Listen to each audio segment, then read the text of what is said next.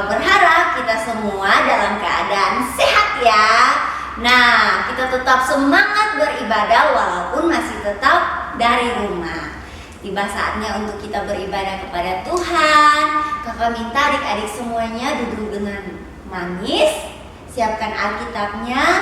Pada saat memuji Tuhan, kakak harap semuanya sungguh-sungguh dalam memuji Tuhan. Ya, oke, sebelum kita memulai ibadah, semuanya lipat tangan, tutup mata, dan kita berdoa. Selamat pagi Tuhan Yesus, terima kasih untuk hari ini. Tiba saatnya untuk kami memuji Tuhan. Kami mau berdoa, menyembah Tuhan dan mendengarkan firman Tuhan. Kami berdoa kiranya Tuhan memberkati kami sehingga kami boleh mengikuti ibadah dari awal hingga akhir dengan baik. Di dalam nama Tuhan Yesus kami berdoa. Haleluya. Amin. Oke adik-adik, semuanya kakak persilakan berdiri. Kita menyanyikan pujian Dari Terbit Matahari. Musik.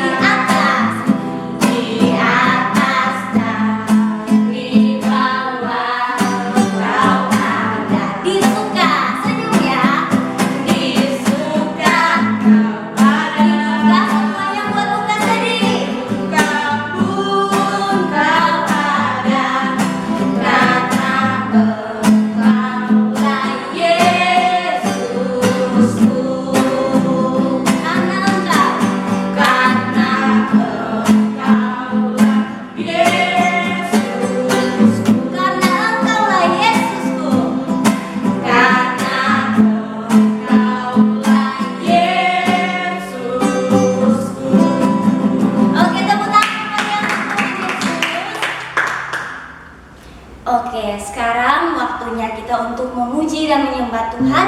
Kakak persilakan adik-adik duduk lagi dalam keadaan sikap doa Tuhan. Kita mau nyanyikan pujian Yesus sayang padaku.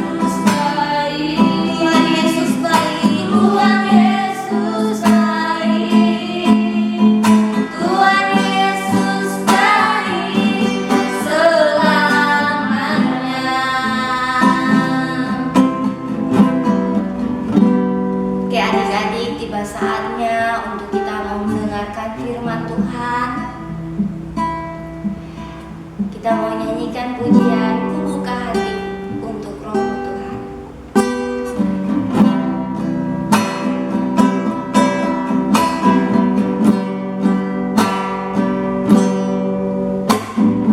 Ku buka hatiku untuk firman-Mu.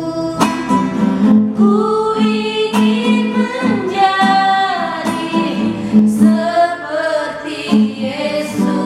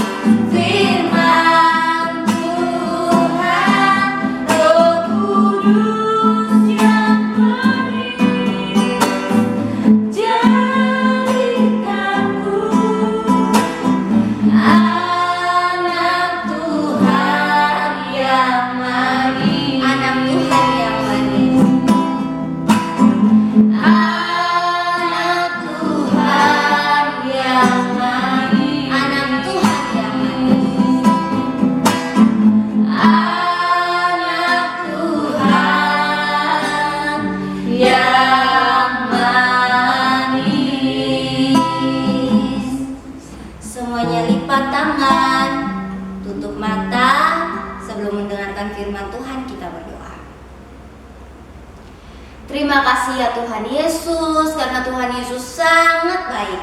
Kami sudah memuji Tuhan, kami sudah menyembah Tuhan, dan tiba saatnya untuk kami mendengarkan cerita firman Tuhan. Kami berdoa kepadamu, Tuhan tolong berkati kami semua sehingga kami boleh duduk tenang dan mendengarkan firman dengan baik. Tuhan Yesus tolong berkati kakak sekolah minggu yang akan menyampaikan firman Tuhan. Di dalam nama Tuhan Yesus kami berdoa. Haleluya. Yang percaya kepada Tuhan Yesus sama-sama katakan amin. Shalom adik-adik. Wah, hari ini tidak terasa kita sudah masuk di bulan Februari adik-adik. Waktunya cepat sekali berlalu ya. Kak Erika sudah sangat rindu sekali untuk bertemu adik-adik. Tapi kita harus tetap sabar menunggu situasi semakin membaik ya.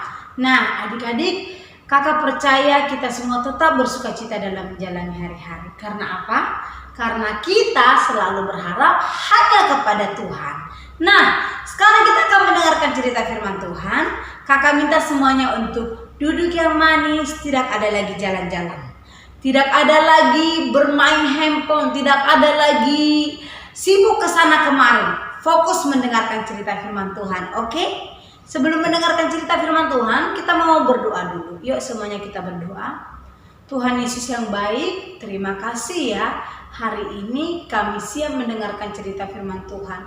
Berkati hati kami, berkati telinga kami, sehingga telinga kami menjadi telinga seorang murid yang dengar-dengaran akan firman Tuhan. Dan kami boleh menjadi anak-anak Tuhan Yesus yang suka melakukan firman Tuhan. Di dalam namamu kami berdoa, haleluya, amin. Nah sekarang kakak mau tanya nih, siapa yang pernah merasa lapar? Wah, benar sekali. Kita semua pasti pernah merasa lapar. Bahkan hampir setiap hari kita ada merasa lapar, sehingga itu mewajibkan kita makan 3 kali sehari, iya kan? Jangankan kita, anak bayi saja juga merasa lapar. Dan dia akan mencari makanan ketika dia lapar. Seperti Talea ya. Talea masih 1 tahun 7 bulan. Tapi kalau dia udah lapar, pasti dia bilang ke kakak begini, Mama, makan mama, mama, makan mama. Dia akan minta seperti itu. Wah, lucu sekali ya. Nah, kita semua pasti pernah merasa lapar. Tetapi ketika kita merasa lapar, sering sekali kita langsung dengan cepat mendapat makanan, iya kan? Ketika kita merasa lapar, misalkan adik-adik lapar lalu bilang ke mami, Mami aku lapar, langsung cepat-cepat maminya masak, iya kan? Atau siapin makanan buat adik-adik, atau mungkin mbaknya yang langsung cepat-cepat masak begitu ya. Atau mungkin maminya langsung pesan lewat online biar cepat begitu. Nah intinya ketika kita lapar, cepat sekali, gampang sekali kita mendapatkan makanan. Tetapi adik-adik coba perhatikan gambar ini.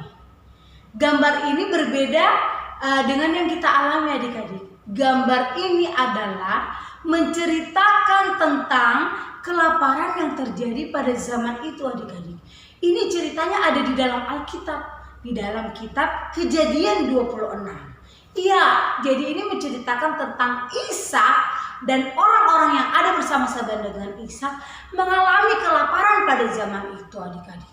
Wah, kelaparannya benar-benar menyiksa. Mereka susah untuk mendapat makan adik-adik. Tidak ada bahan makanan yang bisa untuk dimakan oleh mereka. Wah, melihat keadaan itu, Ishak sudah merasa tidak tahan lagi. Dan dia memutuskan harus pergi ke suatu tempat. Dia tidak boleh untuk berdiam di tempat itu lagi, karena kelaparan akan terus berlanjut. Bisa-bisa mereka mati karena kelaparan. Akhirnya Ishak memutuskan untuk pergi adik-adik. Dia berpikir dia harus pergi kemana. Dan akhirnya dia memutuskan untuk pergi ke Gerar adik-adik. Nah akhirnya dia bawa orang-orang bersama-sama dengan dia, budaknya, istrinya. Dia bawa bersama-sama dengan dia adik-adik. Akhirnya mereka tiba di sana dan mereka bisa melanjutkan hidup di sana, bisa mereka mendapatkan makanan di sana adik-adik. Tetapi setelah tinggal di sana, Ishak berpikir lagi untuk pergi lagi ke Mesir begitu kan? Untuk pergi ke Mesir. Dia tidak mau bertahan di di Gerar itu, karena di situ orang-orang Filistin itu kurang menyukai mereka begitu. Tetapi Tuhan berfirman kepada Ishak. Dia berkata begini, Tuhan berkata begini kepada Ishak. Jangan pergi ke Mesir. Tetaplah di sini. Percayalah, aku akan memberkati engkau. Aku akan memberkati segala usahamu. Aku akan memberkati keturunanmu. Mendengar itu adik-adik, Ishak percaya. Dan dia percaya kepada Tuhan bahwa firman Tuhan tidak pernah berbohong. Akhirnya dia memutuskan tinggal di situ, di negeri itu, di negeri orang Filistin itu. Nah, dia percaya, dia berharap kepada Tuhan bahwa Tuhan punya rencana yang sangat indah dalam hidupnya. Seperti tema firman Tuhan hari ini, berharap kepada Tuhan karena Tuhan punya rencana yang indah. Nah, jadi akhirnya dia tetap tinggal di situ adik-adik, karena dia sudah memutuskan untuk tinggal di negeri itu. Akhirnya dia mulai menabur, dia mulai mengerjakan pekerjaannya adik-adik.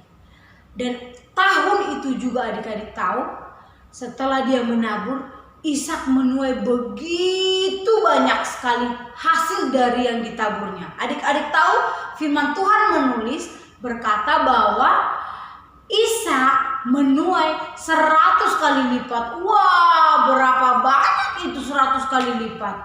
Jadi misalkan dia menanam gandum. Nah, dia menuai banyak sekali gandumnya adik-adik, 100 kali lipat. Tidak hanya itu, lembu, sapi, dan juga semua binatang yang ada bersama-sama dengan Ishak, kambing, domba, semuanya menghasilkan hasil yang begitu banyak, sehingga Ishak ini menjadi sangat kaya raya. Coba lihat ini orang-orang yang bekerja untuk Ishak. Orang-orang ini membantu Ishak menuai setiap taburan-taburan yang telah ditabur oleh Ishak, karena sudah terlalu banyak. Jadi dia butuh orang untuk mengerjakannya, budak-budaknya mengerjakannya. Dia sangat kaya raya.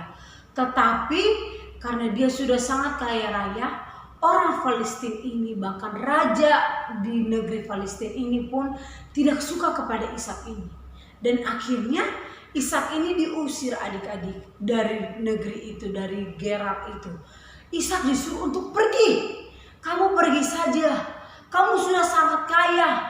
Jangan-jangan kami benar-benar akan semakin miskin dan kamu semakin kaya nanti. Udah, kamu pergi aja. Kamu sudah melebihi kami kayanya, katanya. Kamu sudah terlalu kaya. Bahkan kami pun kalah. Dibilang begitu kan adik-adik.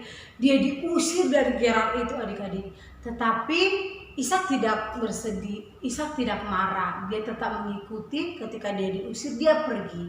Dia bawa semua budak-budaknya bersama-sama dengan dia, istrinya, semua harta kekayaannya dibawa bersama-sama dengan dia. Nah, coba lihat ini, mereka akhirnya pergi meninggalkan tempat itu. Adik-adik bisa lihat ya, gambar dombanya tuh.